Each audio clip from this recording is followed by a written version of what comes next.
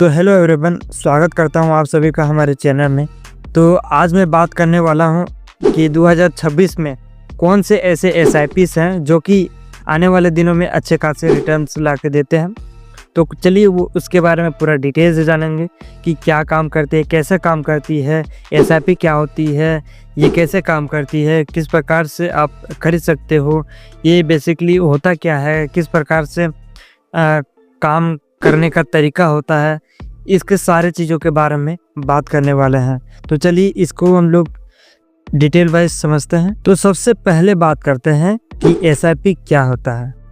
देखो, एसआईपी क्या होता है, इसको शॉर्ट फॉर्म में इस प्रकार से आप समझ सकते हो कि आप थोड़े थोड़े करके इन्वेस्टमेंट करना, यानी कि आप अपने पैसे का थोड़े थोड़े करके इन्वेस्टमेंट करना एसआईपी कहा जाता है। देखो, ये जो आप इसको अच्छे तरीके से बोलेंगे तो ये इसको हम लोग म्यूचुअल फंड भी बोलेंगे, तो ये ठीक है। देखो, आप इसमें 500 रुपये से भी स्टार्टिंग कर सकते हो या फिर 100 रुपये से भी स्टार्टिंग कर सकते हो, ये आपके ऊपर डिपेंड करता है। तो एसआईपी इसको आप इस प्रकार से भी समझ सकते हो, ये एसआईपी आपका ईएमआई के थ्रू, ईएमआई के टाइप से काम करता है, लेकिन ये लोन की तरह नहीं, बल्कि आप आगे बढ़ने के लिए या फिर बेटर फ्यूचर सिक्योर करने के लिए होता है।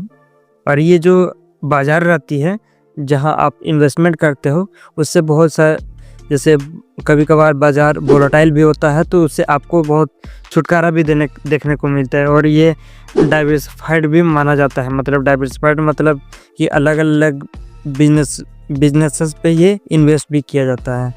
देखो, ये जो एसआईपी रहती है, आप इसमें कम पैसे में भी आप ज़्यादा यूनिट्स खरीद सकते हो, यानी लाइक जैसे शेयर्स खरीद सकते हो, इसमें ऐसा देखा जाता है। और इसमें जो आपका फ्यूचर में जब भी आपको रिटर्न मिलती है, वो बहुत अच्छा खासा देखने को मिलती है। अभी जो भारत की इकोनॉमी है वो अभी बहुत ग्रोथ कर रही है, लाइक जैसे जीडीपी इसका 7% के ऊपर से भी ग्रो कर रही है।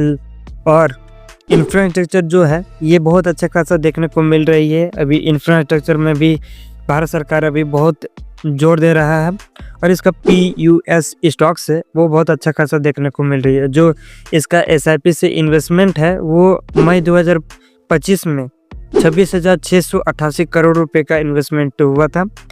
तो ये आपके लिए बहुत अच्छा खासा समय हो सकता है आप एसआईपी में इन्वेस्टमेंट करने का। तो चलिए जानते हैं कि आपके लिए बेस्ट एसआईपी कौन सा हो सकता है। तो ऐसे में 5 एसआईपी फंड के बारे में लेकर आया हूं जो कि आपके लिए बहुत अच्छे भी हो सकते हैं। तो आप अपना खुद से रिसर्च भी एक बार कर लीजिएगा, लेकिन मैं ट्रैक रिकॉर्ड इसका जो देखा, ये बहुत अच्छे खासे से देखने को मिल रही है। तो चलिए कौन कौन से वो एसआईपी फंड है इसके बारे में जानते हैं। देखो, एसआईपी फंड में इन्वेस्टमेंट करने से पहले आपको कुछ चीज़ों की ज़रूरत होती है, यानी कि कुछ चीज़ों की ध्यान में रखने की ज़रूरत होती है, जैसे कि आपका रिस्क मैनेजमेंट हुआ, टाइम पीरियड हुआ, डाइवर्सिफिकेशन और एक्सपेंस रेशियो।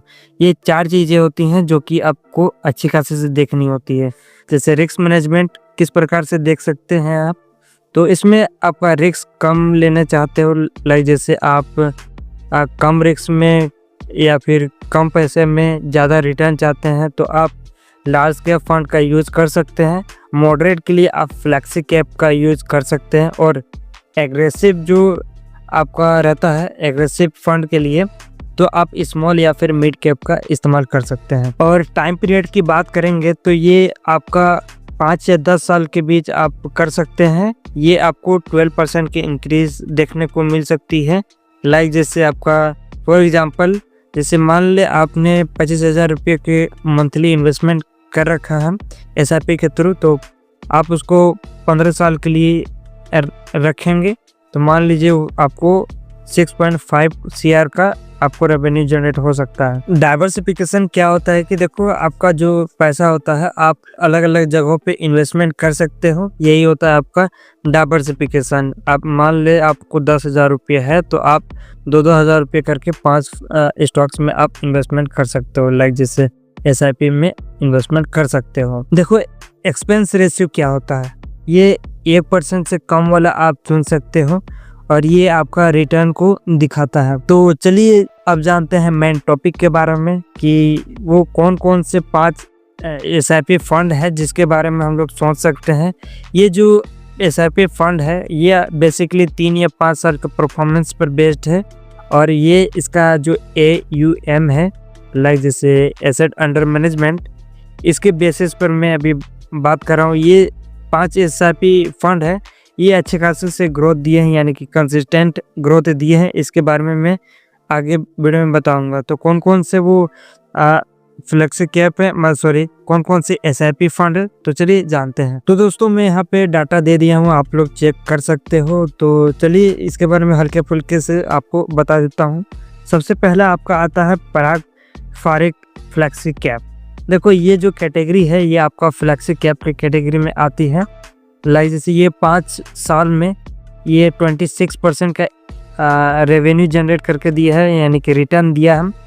और आप इसमें मिनिमम 1000 रुपये से भी आप इन्वेस्टमेंट चालू कर सकते हो। और इसके बिजनेस मॉडल के बारे में बात करेंगे तो ये डाइवर्सिफाइड बिजनेस मॉडल को अपनाता है। लाइक जैसे ये इंडियन हुआ या फिर इंटरनेशनल स्टॉक्स में ये इन्वेस्टमेंट करती है। और इसका जो रिस्क होता है ये बहुत ही कम देखने को मिलती है और ये कंसिस्टेंट ग्रोथ दिया है। दूसरा है वो है आपका क्वांट स्मॉल कैप फंड, जो कि आपका ये जो कैटेगरी है वो स्मॉल कैप कैटेगरी में आती है। और ये जो रिटर्न है ये 5 साल का रिटर्न ये 35% से भी अधिक का रिटर्न दिया है, जो कि आप इसमें मिनिमम 500 रुपये से स्टार्टिंग कर सकते हो। और इसका जो बिजनेस मॉडल है ये हाई ग्रोथ पोटेंशियल रखती है और जो इसका जो इंफ्रास्ट्रक्चर बूम से ये प्रॉफिट जनरेट करके देती है। तीसरा है HDFC फ्लेक्सी कैप फंड। देखो ये जो कैटेगरी है ये आपका फ्लेक्सी कैप के अंडर में आता है। ये 24% का 5 साल का रिटर्न देखने को मिलती है।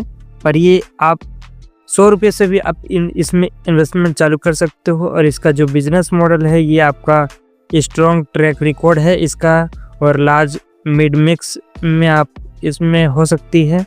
और इसका जो लॉन्ग टर्म रहती है, यानी कि लॉन्ग टर्म में ये सेफ है या फिर नहीं, इसके बारे में आप जानना चाहो तो ये बहुत ही सेफ माना जाता है। चौथा है वो है आपका SBI PSU फंड। ये जो कैटेगरी है आपका थीमेटिक PSU के अंडर में आती है, जो कि 5 साल का जो इसमें रिटर्न है वो आपका 37% से करके दिया है लोगों को। और आप इसमें मिनिमम 500 रुपये से भी इन्वेस्टमेंट चालू कर सकते हो। और जो इसका बिजनेस मॉडल है इसमें आपको गवर्नमेंट पॉलिसी से ये बूस्ट, जैसे जैसे गवर्नमेंट पॉलिसी से बूस्ट देखने को मिलती है उससे ये प्रॉफिट जनरेट कर सकता है।